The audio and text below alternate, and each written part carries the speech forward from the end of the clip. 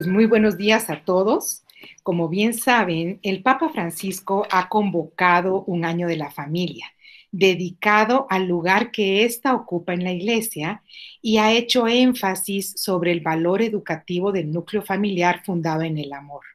Este año de la familia dio inicio el pasado 19 de marzo, celebración de San José, y termina el 26 de junio en el 10º Congreso Mundial de las Familias, conmemorando también el 5º aniversario de la publicación de la exhortación apostólica Amoris Laetitia, y queremos nosotros apoyar y celebrar esta iniciativa del Santo Padre, así que Escuela de Padres de Colegio Monteverde ha preparado con muchísimo cariño una serie de actividades y conferencias con temas actuales y excelentes expositores. Esta mañana tenemos como invitada especial a Rosario Sánchez Muñiz con la conferencia Que las tormentas no hundan tu cosecha. Rosario tiene doctorado en filosofía por la Universidad de Navarra, con mención honorífica en su examen de grado. Tiene la maestría en Educación, Neurocognición y Aprendizaje por el Instituto de Enlaces Educativos, la licenciatura en Filosofía por la Universidad Panamericana, diplomado en Tanatología, certificación Coaching. Ha publicado diversos artículos y 4 libros, y además del privilegio de tenerla como nuestra asesora familiar en el colegio. Muchísimas gracias, Rosario, por aceptar nuestra invitación y buenos días a todos. Muchas gracias, Lu. Bueno, pues vamos a dar inicio entonces a nuestra sesión de hoy, en la que la he preparado con mucho cariño, esperando que haya muchos frutos de todo lo que hemos vivido en estos meses anteriores, que lo podamos aprovechar. Llevamos 1 año, 3 meses de encierro, y yo les hago las siguientes preguntas. ¿Qué has ganado? ¿Qué es lo que no te gustaría perder? ¿Has pensado en alguna estrategia para lograrlo? ¿Alguno de ustedes querría contestar estas preguntas?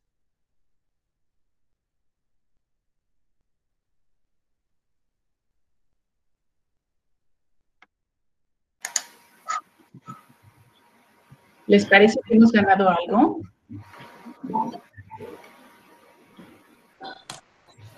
Yo creo que sí. Lala, ¿quieres participar? Sí, la verdad es que, pues yo en lo personal, pues ha sido una época difícil, pero también diferente, ¿no? No es que ha sido todo negativo en lo absoluto. Hemos ganado muchas cosas, hemos ganado el aprender a estar en nuestra casa y de la mejor forma, ¿no? La convivencia con los que más queremos. A mí en lo personal, el que mis hijos ayuden en las labores del hogar, también para mí ha sido bien importante, ¿no? El que sepan agarrar en un momento dado el trapo de la cocina y ponerse a secar los platos, un niño de 23 años, pues la verdad es que si no hubiera sucedido la pandemia nunca lo hubiera hecho, ¿no? Entonces, por otro lado, también tienes la oportunidad de conocerlos en estas circunstancias y de crecer y de verle el lado positivo. También, por otro lado, el ir a misa juntos, ¿no? Vamos de una sala a otra, pero vamos todos juntos y también pues ganas mucho. Y ahora sí que la verdad es que para mí ha sido tiene sus bondades. No dejo de pensar que tampoco nos debemos de acostumbrar a esta modalidad, ¿no? Porque no es lo normal. Lo normal es salir de nuestras casas a trabajar y que nuestras casas funcionen, ¿no? Pero de que se ha ganado, sí se ha ganado. Así es, muchas gracias, Lala. Nos dio la oportunidad de vivir cosas que jamás se nos hubiera ocurrido que podríamos vivir, y también de reflexionar más sobre lo que estábamos viviendo, porque me da la impresión de que íbamos demasiado deprisa. Y yo los invito a reflexionar, ¿qué necesitamos hacer para no perder la buena convivencia que logramos en familia? Porque yo creo que muchas de las familias nos hemos dado cuenta de esto, de que estamos mucho más tiempo juntos ahora y que eso permite que se abra más la intimidad, que nos contemos más cosas, que estemos enterados de más detalles de las vidas de los otros, incluso porque estamos presentes en sus sesiones y en sus clases y en sus tareas. Así es que esa participación familiar pues se ha hecho mucho más activa y yo invito a que no se pierda. Una de las cosas que yo he pensado es esto, de que el cariño y la prisa hacen mala pareja. En mi vida personal, yo iba demasiado corriendo a todos lados, demasiadas actividades en poco tiempo y vas dejando cosas importantes. Y la pandemia a mí me permitió el pensar, a ver, qué es lo más importante en tu vida. Y si es lo más importante, entonces no lo descuides. ¿No? Ten un poco de calma para que eso que ya ganaste y te diste cuenta de que era importante, no lo pierdas, ¿no? Que es esa convivencia familiar y ese cariño entre la familia. También he percibido como un miedo, que a veces lo tenemos un poco a nivel inconsciente, que es esta perturbación angustiosa del ánimo debido a un mal que nos amenaza realmente o que se representa en la imaginación. Y no es de la imaginación, sino que es real. Es real que vivimos una pandemia y que tenemos una enfermedad contagiosa que nos puede tocar en cualquier momento. Y eso te deja pues como una percepción de un miedito para salir, para volverte a conectar, para volver a empezar una vida otra vez activa. El objeto del miedo es concreto y determinado, lo contrario de lo que ocurre en la angustia, ¿no? Y en nuestro caso, pues es concreto. No sé si a ustedes les ha pasado, pero yo sí percibo en mí así cierto miedito de que cuando vuelves a salir dices, a ver ahora si no me toca, ¿no? Si no me contagio de la pandemia. Totalmente de acuerdo, así. Lo poco que salimos es así. Es un miedo y es una angustia.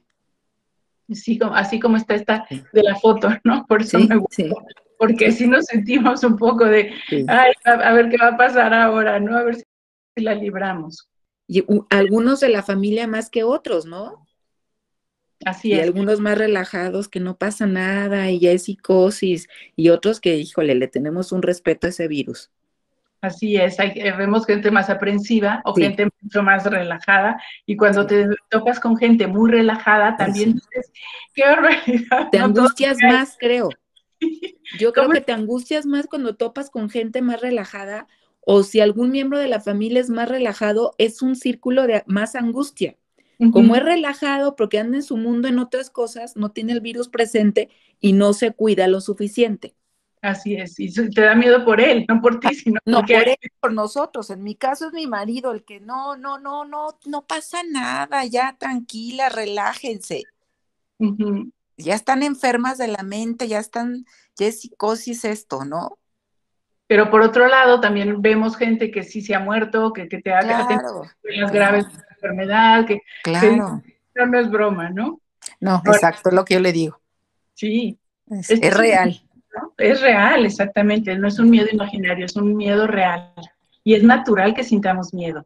Y es bueno reconocerlo, y es bueno aceptar, ay, caray, ahora que empecé a salir yo me di cuenta de eso, dije, sí, tengo miedo. Ese miedo, ese sufrimiento, hace clarividente al ser humano, es decir, crea transparencia filosófica, nos dice Víctor Frank, pero a condición de que sea aceptado. ¿Qué es lo que tenemos que hacer con esas emociones negativas que surgen a raíz de la realidad que nos circunde, que en este caso pues, es el miedo? Aceptarlo y decir, pues sí, esto es lo que me está pasando. Una vez que uno acepta eso, empiezas a decir cómo lo voy a solucionar. ¿Qué puedo hacer yo para no sentirlo o qué puedo hacer para protegerme en caso de que necesite protección? Las actitudes sanas protegen contra las afecciones mentales. Cuando uno niega las cosas como son y lo que uno siente, es cuando empiezan las afecciones mentales. Las actitudes positivas, en cambio, aportan una consonancia con la conciencia de la persona. Entonces, los invito también a que tengamos estas actitudes positivas hacia esta realidad negativa, porque la actitud negativa no ayuda, entorpece, hace a que sufras más con un sufrimiento que ya es real. En cambio, lo positivo ayuda a atenuarlo, aceptándolo, siempre y cuando lo aceptemos, no negarlo. ¿Qué es lo que nos dice el Papa Francisco? Nos encontramos asustados y perdidos, al igual que a los discípulos del Evangelio, nos sorprendió una tormenta inesperada y furiosa. El Papa es muy expresivo y muy gráfico para expresar sus ideas y es tal cual, ¿no? Así nos sentimos muchas veces. Todos llamados a remar juntos, todos necesitados de confortarnos mutuamente. En esta barca estamos todos. Y esto es algo también que nos ha hecho ver esta situación que vivimos, que vamos a salir juntos y que todos tenemos los mismos padecimientos. Aquí no hay de que a unos sí y a otros no, o que porque están en una posición privilegiada o no privilegiada, sino que a todos nos toca parejo. Y todos tenemos que salir juntos de esto, como una familia común, como ahorita más adelante les leeré del Papa, que lo expresa muy bonito. También les he preguntado a todas las personas que me voy encontrando y preparando esta sesión para ustedes, ¿qué descubriste con la pandemia? ¿Qué cosas positivas descubriste? Y miren todo lo que me contestaron. La maravilla de la computadora, me contestó Pilar Prendes. La ópera, la lectura de los buenos libros. Conocí gente en internet, descubrimos que es un medio maravilloso para comunicarnos, que no habíamos explotado suficientemente en personas que viven a distancia. A mí me sucedió que ahora tengo a veces más amistad con personas que viven en España, o que viven en Chile, o que viven en Monterrey, que con las mismas que viven en la Ciudad de México. Como que a las personas que se iban lejos, pues ya un poco las descartábamos del mapa, decíamos, bueno, ya no está aquí, pero están mucho más presentes de lo que pensamos. Otra persona me dijo, recuperé a mi hijo, porque se iba muy temprano al colegio, salían, llegaban por él antes de las 6 de la mañana, regresaba a las 3 de la tarde agotado, y comía mal, porque ya del cansancio no quería ni comer, y después estaba de muy mal humor. Y ahora lo recuperé porque está contento, ya duerme bien, está mucho más participativo. Una maravilla.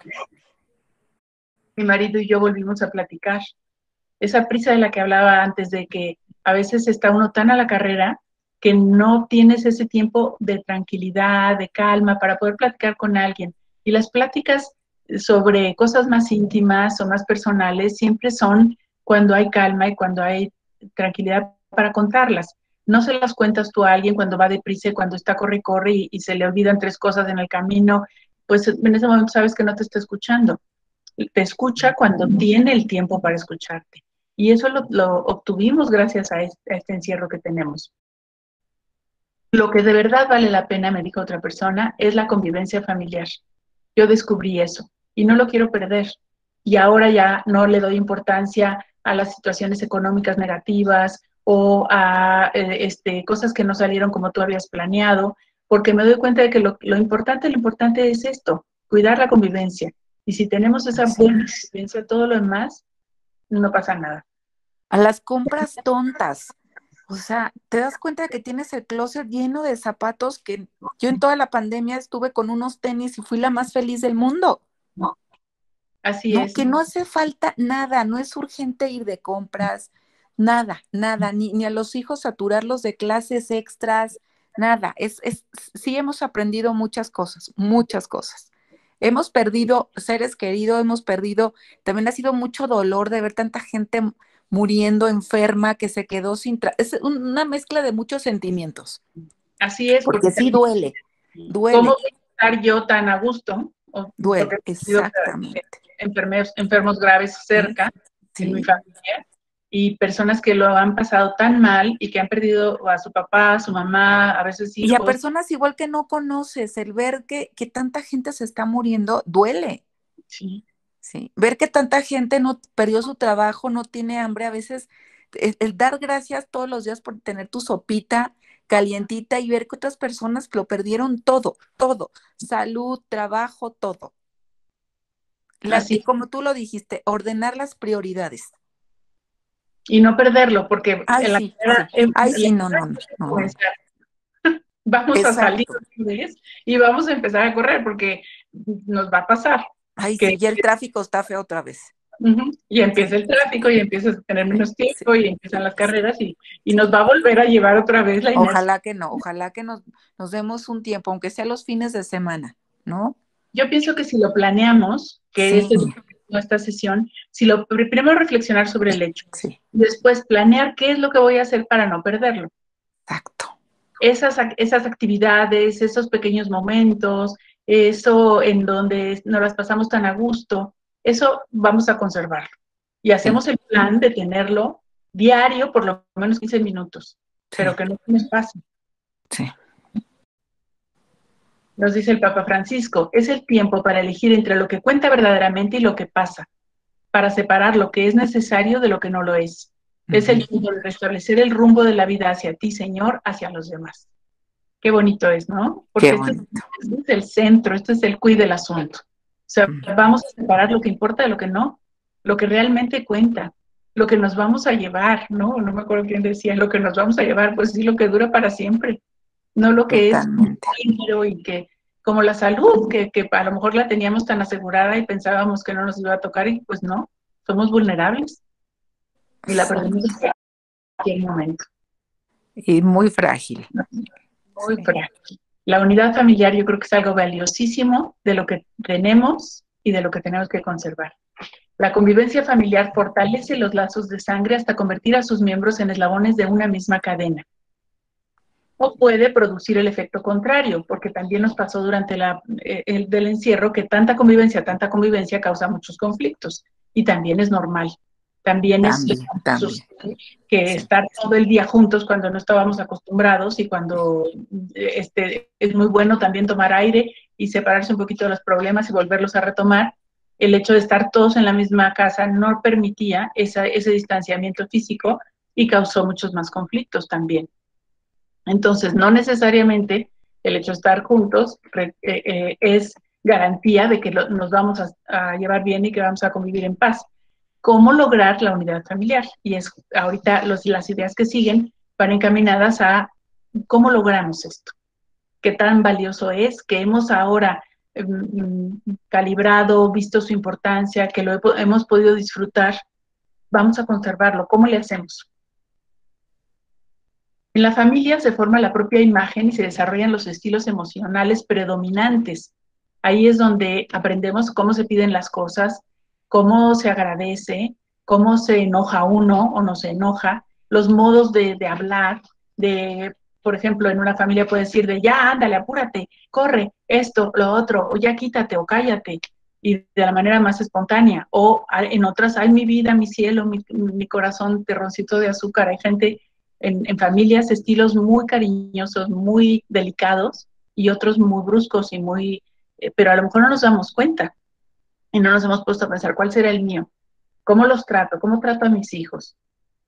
¿Cuáles son los temas íntimos que suelen compartirse en tu familia? ¿Se habla de temas íntimos? ¿Te enteraste en esta pandemia de cuáles eran sus preocupaciones, sus intereses, sus proyectos próximos, sus miedos? Esas cosas que solo se le cuentan a las personas más íntimas, a las más cercanas. Eso que te está costando más trabajo en ese momento, o a lo mejor no se han platicado, pues es la oportunidad, ahora podemos platicarnos de estas cosas. Oye, ¿tú qué piensas de esto? Y escuchar. Los estilos emocionales se refuerzan por la reacción de los otros, y por eso las familias van creando estilos propios, porque se imita. Y si tú platicas con el tercer hermano de una familia, seguramente te encuentras muchas expresiones del hermano mayor y del hermano segundo, y van copiando y van tomando las actitudes de los hermanos mayores. Entonces, los padres, que son los que se pueden dar cuenta de cuál es el ambiente, son los que pueden corregir a tiempo y decir, a ver, esto que se lo estás diciendo, díselo de otro modo, díselo de un modo más amable, no le hagas bullying, no te burles, pídele perdón. En eso es en lo que vamos nosotros conformando nuestro propio estilo. Y la familia es el mejor de los ámbitos por ser donde el amor nace y se aprende y se fortalece de manera natural y espontánea. Natural y espontánea, pero no quiere decir no planeada y no pensada, porque si nosotros vamos previendo y vamos forjando y vamos nosotros construyendo el estilo que nosotros queremos, pues obtendremos unos mejores resultados. Nos dice el Papa Francisco, como miembros de una única familia humana y habitantes de una sola casa común, un peligroso egoísmo infecta a muchos más que el COVID-19. Y ahorita vamos a ver más adelante unas de las características de la época actual en la juventud, cómo tiene toda la razón. Estamos en una sociedad muy egocéntrica, muy centrada en el individuo, y esto nos empobrece. En cambio, ¿cuántas personas rezan, ofrecen, interceden por el bien de todos? La oración y el servicio silencioso son nuestras armas vencedoras. En este encierro que estamos viviendo, pues tenemos estas dos actitudes. Nos podemos enconchar y quedarnos en nuestro propio caparazón resolviendo nuestros propios problemas o viendo por las necesidades de toda la humanidad y rezando por todos, que aunque no tengamos la cercanía física, sí tenemos esa cercanía de corazones en donde podemos estar muy cerca de los de Asia, Europa y de América Latina y de todos los que puedan estar pasando por un momento difícil. Esto nos lo dice el Papa Francisco en La vida después de la pandemia, que les recomiendo que la lean porque todas las frases son sacadas de ahí y tiene ideas muy buenas que nos llevan a reflexionar sobre estos temas. ¿Cómo educamos para el amor? Porque en definitiva el ser humano está hecho para amar y está hecho por el amor de Dios. Y si nosotros aprendemos a amar, ensanchamos esa capacidad que Dios nos ha dado y a la larga seremos mucho más felices. ¿Qué es amar? Amar es querer el bien para otro en cuanto otro, nos dice Aristóteles. Es buscar el bien del otro, pero no por mí, no porque a mí me haga eso bien, sino por él, porque a él le beneficia. Decía un sacerdote que acabo de oír hace poco tiempo, nos decía que al otro siempre le vaya bien. Me gustó la frase porque eso es pensar en el otro en cuanto a otro, o sea, que a él le vaya bien. A mí no importa cómo me vaya, pero que al otro le vaya muy bien. Para eso estamos en la familia, para que al otro le vaya muy bien. Que ese hijo, hermano, marido, suegra, abuelo o el miembro de la familia que sea, que le vaya bien. Si estamos aquí para hacernos felices, estamos aquí para estar contentos unos con otros. ¿Y esto a qué equivale? Estas palabras son de Tomás Melendo. A volcar todo lo que uno es, puede, sabe, recuerda, tiene, anhela en beneficio de la persona querida. Casi nada, ¿verdad? Casi nada, pero es del todo. O sea, pensemos si nosotros tenemos esa actitud. Todo lo que yo soy, puedo, todo lo que sé, todo lo que recuerdo, todo lo que tengo, todo lo que anhelo, está al servicio de las personas que yo más quiero. Moverse por los propios gustos o intereses lo hacen también los animales. Es muy fácil buscar la propia comodidad, las propias necesidades, el satisfacer el hambre, la necesidad de sueño, los placeres. Eso lo hacen los animales perfectamente, para eso están hechos. Y ellos cumplen bien su función haciendo eso, porque actúan por instinto. Pero la persona humana actúa por instinto, tiene esas necesidades, pero no vive para eso.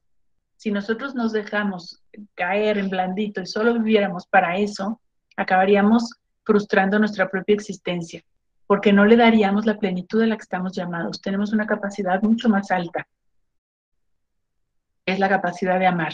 El amor es un acto inteligente, intencional y generoso, muchas veces esforzado y siempre libre e integrador.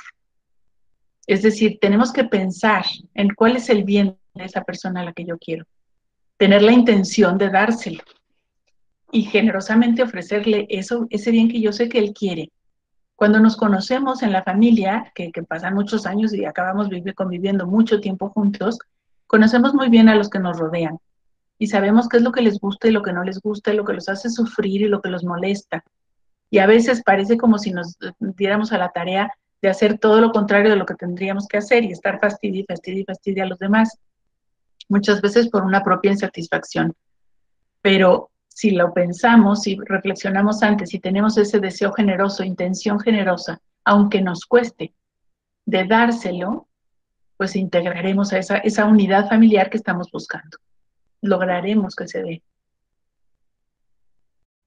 En la adolescencia y la juventud, nos dicen los estudios que hay sobre adolescentes en todo el mundo, que no son características solo de una cultura concreta o de un país, sino que es propio de la posmodernidad, se dan estas características.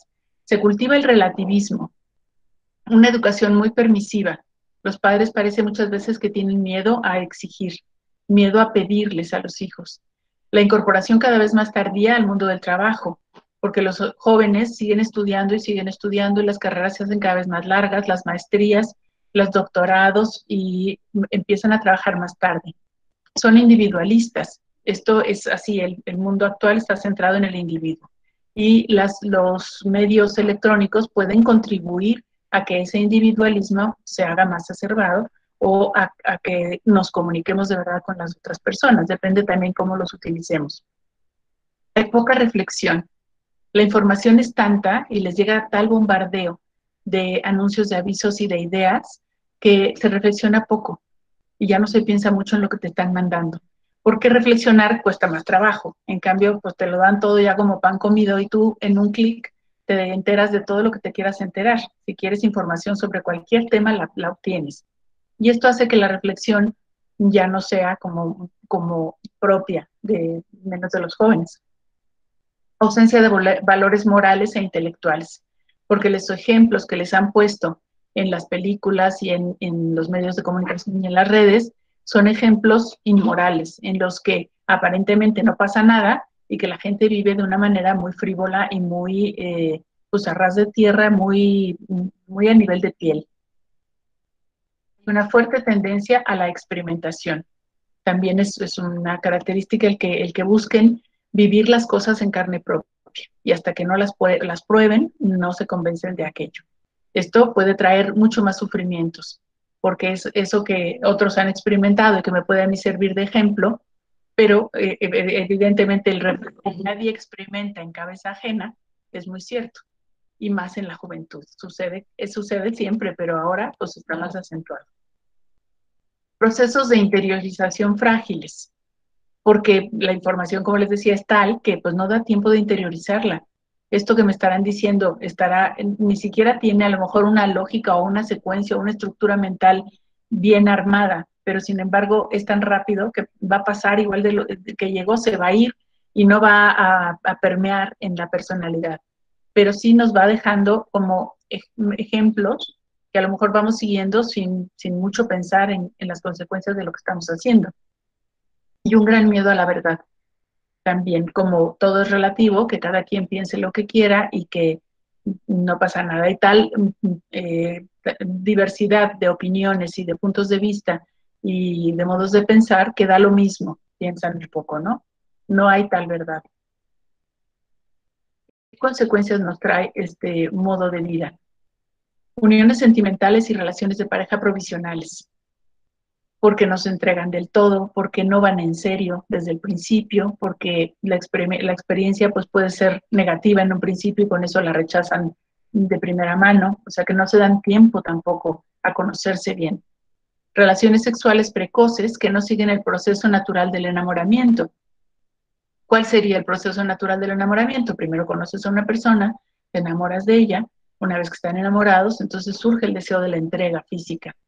Pero a veces esas entregas físicas son previas y después le preguntan cómo se llama o quién es, o no le interesa saber quién es. Simplemente era el momento, disfrutar de esa situación en el momento y ya.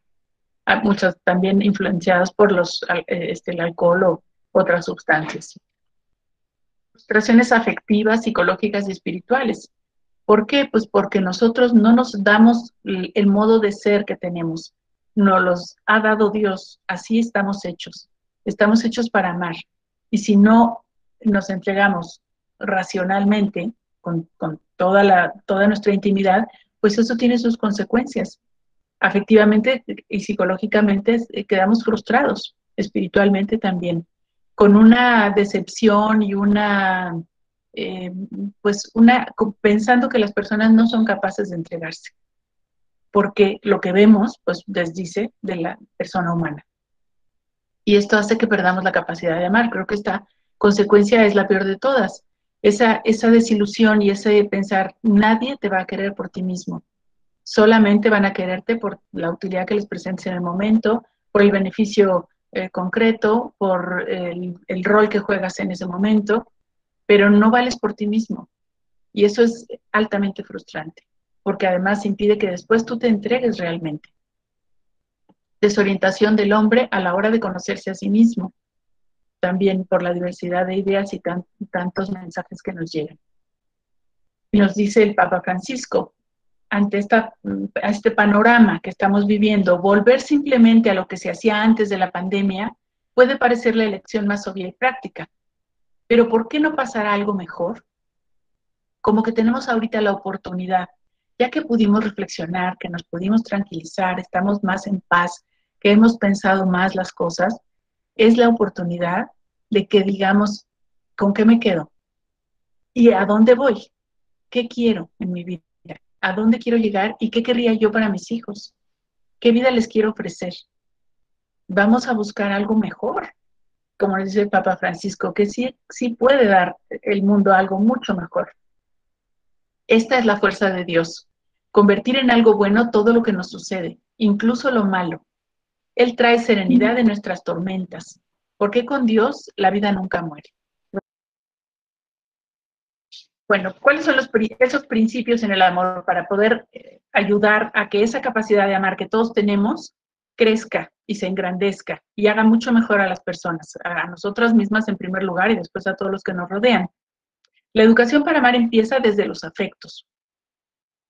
Hay que enseñar a compartir los afectos, amar afectivamente. No todo sentimiento es controlable, como veíamos al principio, a veces sentimos miedo, y ese miedo pues es incontrolable. No es que yo decida tenerlo, sino que surgen, y hay que aprender a manejarlas, esas emociones. Sí tenemos control sobre el recuerdo y hacer aparecer los sentimientos una y otra vez. Una persona que es muy enojona puede acentuar ese enojo o la causa de ese enojo si lo está recordando y recordando y recordando, y esa persona me cae gorda y ese me hizo tal cosa y por eso estoy así, y le sigue echando la culpa y eso hace que su enojo crezca. Eso sí es libre. Somos libres para seguir recordando aquello negativo o no recordarlo. Y eso se enseña. La razón debe gobernar a los sentimientos de forma política y no despótica. A una persona que está enojada, uno no le puede llegar a decir, no te enojes, porque ¿qué es lo que sucede? Que te enojas mucho más. Si te dice alguien eso, ay, no te enojes, como que te da mucho más coraje en el momento. Y por eso dice eso Aristóteles, una forma política, o sea, hay que distraernos con otra actividad para dejar de enojarnos, porque estoy enojado, bueno, pues ya deja de pensar en eso, piensa en otra cosa y ponte a trabajar en otra cosa y se te olvida. Y eso hace que la pasión se amortigue. Y eso es el gobierno político y no despótico. No se ama si los sentimientos no pueden expresarse. Hay veces que en las familias no se expresan los sentimientos. No se dicen te quiero o no se dicen perdón o no expresan eso que hiciste me hizo sentir muy mal y me da mucha tristeza tal cosa. Hay que expresarlo y hay que enseñar a que lo expresen. Que no se les regañe porque lo expresan o que no se les diga que no lloren o que eso no, háblalo, dilo, desahógate y después, ahora cómo lo solucionamos. Eso que te dio tanto coraje, que estás tan enojado con eso, bueno, ya te has desahogado y hablado el asunto, ahora a ver en qué tienes razón y en qué no lo tienes.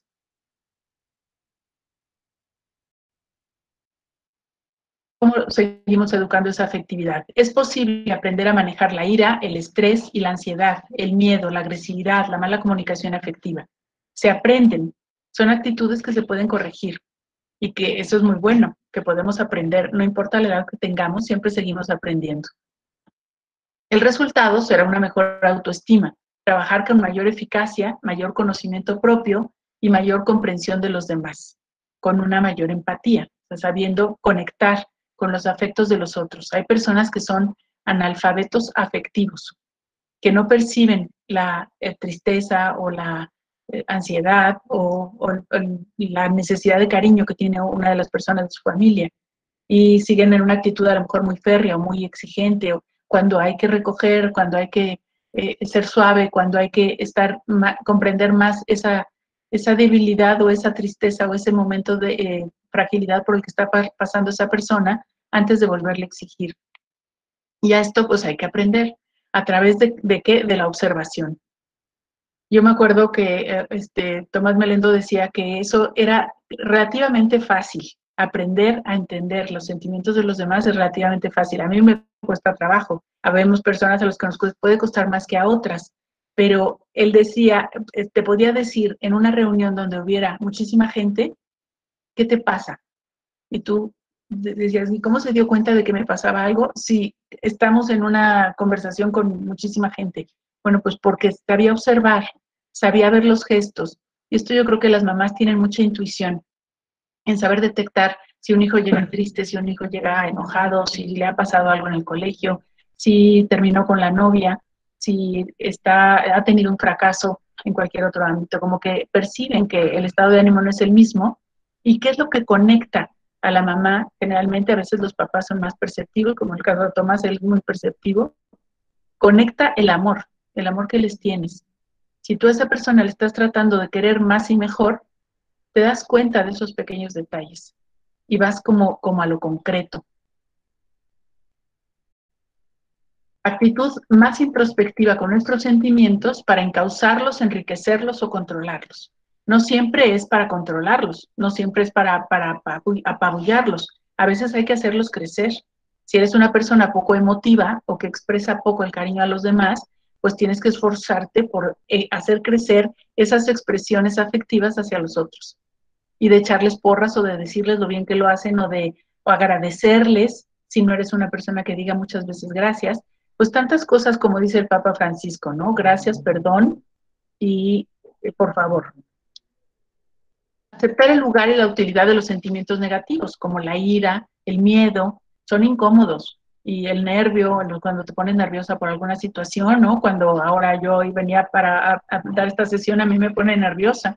Bueno, pues no necesariamente son malos, porque te avisan, te están avisando de que tienes que estar más alerta, de que tienes que tener cuidado. Si tienes miedo, pues de que te tienes que proteger de ese amenaza que te está dando miedo, para forjarnos a nosotros mismos, porque eso también va forjando el carácter y va haciendo, pues que a lo mejor una persona que tartamudeaba muchísimo y que no podía hablar en público y que le costaba muchísimo sociabilizar, se vuelva una oradora excelente. ¿Por qué? Pues porque se aprende, porque se pueden controlar y se pueden manejar. Para ser consciente lo inconsciente, eso que también ya habíamos platicado, que a veces ni cuenta nos hemos dado de lo que estamos sintiendo. Y cuando dices, pues sí, me dio coraje, me dio envidia, bueno, pues ya es un principio, el saber que te dio envidia. Ya de ahí hay que trabajarlo, pero lo primero es saber qué me está pasando. Para conocer lo que nos motiva y para conocer lo que le motiva a cada uno de los hijos, que no es lo mismo lo que motiva a uno que a otro, como muy bien saben ustedes, pero no da igual motivar a una hija o a un hijo, o motivar en una edad o en otra edad. Confianza en sí mismo. Darles confianza en sí mismos. Esto es una enorme ventaja para la vida, porque multiplica nuestras capacidades. Cuando a un hijo tú le dices que sí puede hacer eso, que sí es capaz de hacerlo, le das ya el arma para poderlo llevar a cabo. Se recuperan más rápido de los fracasos, porque saben que tienen nuevas oportunidades en la vida y que pueden avanzar. Hacen las cosas lo mejor que pueden sin preocuparse de los resultados. ¿Y a poco no es magnífica esta fotografía? Que sí se puede, ¿verdad? Desde esa edad se puede enseñar a que se pueden levantar solos. Veíamos en una conferencia hace poquito sobre la sobreprotección, como una miss en el colegio veía que los niños de preescolar, cuando se caían, se quedaban en el suelo tirados y no se levantaban, que al principio pensaban les habrá pasado algo y se corrían a levantarlos. No les pasaba nada, es que no sabían que se podían parar solos. No sabían que ellos se tenían que levantar, estaban descubriendo que podían, porque se los habían resuelto antes siempre. Entonces no les resolvamos lo que ellos pueden resolver por sí mismos, porque eso aumenta la confianza en sí mismos, en que saben que pueden. Ese clima de confianza, crear momentos de intimidad, eso que nos proporcionó esta convivencia más activa que tuvimos ahora, esos momentos de intimidad, que tú muy bien sabes cuáles fueron, si fueron antes de la comida, si fueron en el postre, si fueron antes de dormir, si fue el domingo en la tarde, o los momentos que tú sabes en el que todos están tranquilos, en los que todos están en el modo para hablar, o modo para descansar juntos, o el modo, es en el momento en el que salen estas intimidades del interior de cada uno. Conocer el mundo interior del otro, justo hay que crear el ambiente propicio para que esto se dé. Facilitar la expresión de lo que nos disgusta. Aunque algo nos disguste, no por eso quiere decir que no puedas hablar de eso. O si dos personas están en partidos políticos distintos, eso no significa que no puedan platicar sobre el tema, porque ya se sabe que se dice de religión y de política no se habla. Pues depende si respetas la opinión del otro, lo dejas expresarse y sabes no apabullar y no estar pensando qué le voy a decir antes de que me lo diga él. Esa expresión de lo que nos gusta, de lo que nos disgusta, es el poder sentirse a gusto en la propia casa. Es el poder ser uno mismo y te van a aceptar como eres. No importa si piensas de una manera o piensas de la otra, o si eres muy enojón o eres poco enojón, o si eres más lento o más rápido. Te van a seguir queriendo, pero tienes que tener oportunidad en tu propia casa de expresarte y de ser tú, de ser quien eres. Querer que sea bueno, que logre su plenitud o perfección. El único procedimiento adecuado para que alguien mejore es amarlo más y mejor. ¿Cuántas veces decimos, sí, esto se va a resolver en cuanto el otro cambie? El que está mal es él, y el que se ha equivocado ahora que me pida perdón. Esas actitudes son muy comunes, pero el único, no el mejor, el único procedimiento adecuado para que alguien mejore es amarlo más y mejor. Buscar su bien, que a veces en ese buscar su bien estará, le tengo que exigir, le tengo que hacer ver su error, le tengo que pedir que dé un poco más porque está muy egoísta, le tengo que hacer ver que no se ha preocupado por los hermanos, que se ha ocupado solo de sus cosas. Eso también es buscar su bien. No siempre es el darle por su lado, el darle cuerda, el que haga las cosas porque quiere, no, sino buscar el verdadero bien, aunque cueste. No le voy a caer bien yo si se lo digo, no, probablemente no le caigas nada bien, pero le vas a hacer un gran bien. El amor percibe lo que esa persona está llamada a hacer. Esto es propio del amor y los padres lo saben muy bien, ¿no? Padres y madres, ¿cómo saben desde que nace su hijo si va a ser astronauta, si va a ser médico, si va a ser abogado, si va a ser, ya tienen planeado lo que les encantaría y le van a dar esas oportunidades y esas herramientas para que logre todas las capacidades que pueda desarrollar? Si intelectualmente tenemos tanto deseo de que se preparen y hacemos muy bien, que se preparen lo mejor posible, pues también en el terreno del amor tenemos que hacer que se preparen lo mejor posible, porque se van a encontrar con un mundo adverso, con un mundo egoístón, individualista, en el que tienen que romper esa coraza y ellos, con su gran capacidad de amar, hacer de este mundo un mundo mejor. Al amar al otro se obtiene además el deleite del amor, al que nada puede sustituir. O sea, esta tarea no es nada ardua, difícil, penosa, dolorosa, aunque tenga dolor y sufrimiento. Pero no se basa en eso, sino en una felicidad enorme, que es la que podemos obtener cuando logramos amar. Amar es enseñar a amar y facilitar el amor. Ese facilitar el amor es hacerte amable, que no les cueste trabajo amarte, porque no te enojas a la primera, porque sabes escuchar, porque eres empático, porque estás ahí, no porque nunca estés, ¿no? O sea, eso no facilita el amor, el que nunca estés, o el que siempre estés deprisa, o el que estés siempre ocupado. El amor entre los hombres es imposible sin sacrificio. El sufrimiento es parte esencial del aprendizaje del amor. Pero no nos quedemos en la parte que cuesta, quedémonos en lo gozoso y en los resultados maravillosos que obtenemos. El amor exige la donación personal y esto implica compromiso. Hay que enseñarles a los jóvenes que el verdadero amor requiere de compromiso. A veces dicen, da lo mismo si nos vamos a vivir juntos que si nos casamos. No da lo mismo, porque en el primer caso no hay un compromiso y en el segundo caso sí lo hay. Y no es lo mismo que alguien te haya prometido que te va a amar a que esté ahí mientras le plazca, o mientras pueda, o mientras funcione. La clave de la educación para amar consiste en crear vínculos Hay que enseñarles esto, que la verdadera libertad no está en zafarse de los vínculos y no depender de nada ni de nadie, sino en crear esos vínculos. El enamoramiento nos hace amar al otro por lo que es. Hace amables incluso sus defectos, sus carencias, incluso sus enfermedades. Cuando nos enamoramos es como si abriéramos los ojos. Cada ser es en sí mismo perfecto, distinto de los otros, único e inconfundible. Como en el amor no importa, los defectos de los otros no importan. Y los vemos incluso como potencialidades para ser mejor después. O para, por ejemplo, si vemos un poquito muy tacaño, decimos va a ser muy ahorrativo. Le vemos el lado positivo y eso es muy bueno.